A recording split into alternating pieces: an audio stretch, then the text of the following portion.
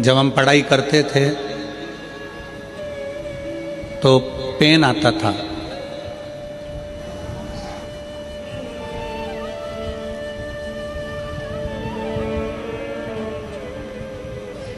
दिनेश जी आपने भी वो पेन देखा होगा जिसमें कांच लगा हुआ होता था और उसमें स्याही भरते थे। आप लोगों ने देखा है? स्याही वाला पेन, जिब लगी होती थी इसमें और उससे लिखते थे, उसमें कांच रहता था। किस किस ने देखा है? जरा हाथ उठाओ। सबने देखा है? अरे वाह, मतलब आप हमारे साथ ही पढ़े हो, पक्का है। ठीक है,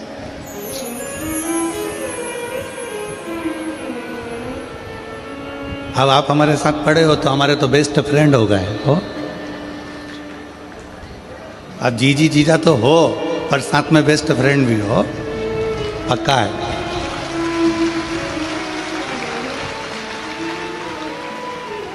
उस पेन में स्याही भरना पड़ती थी। ढक्कन खोलो, उसको थोड़ा सा पेन का जिप खोल के उसमें स्याही भर। और जब परीक्षा हाल में पहुंचते थे ना, तो उस परीक्षा हाल में लिखते लिखते लिखते लिखते बार बार उस पेन के कांच की ओर देखना पड़ता था कि स्याही कितनी बची है।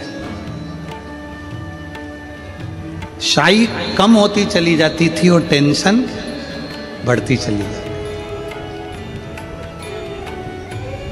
लिखते गए लिखते गए लिखते गए, फिर देखा थोड़ी सी बची है, बहुत कम बहुत कम बहुत कम।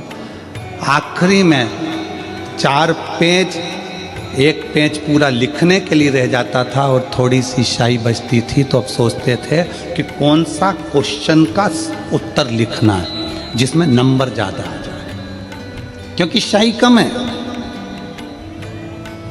एक पेज पूरा बचा है, प्रश्न बहुत सारे बचे हैं, उसको लिखना है। तो ये देखा जाता था कि कौन सा प्रश्न पर सबसे ज़्यादा अंक प्राप्त हो सकते हैं। कोई इसमें 2 अंक मिलता था, कोई में 5 मिलता था, कोई में 8 अंक का होता था, कोई 10 अंक का होता था। कौन में सबसे ज़्यादा मिलता, तो जो अंक में सबसे ज़्यादा मिलते थे फिर उसको लिखते थे, क्योंकि स्याही कम बचती थी।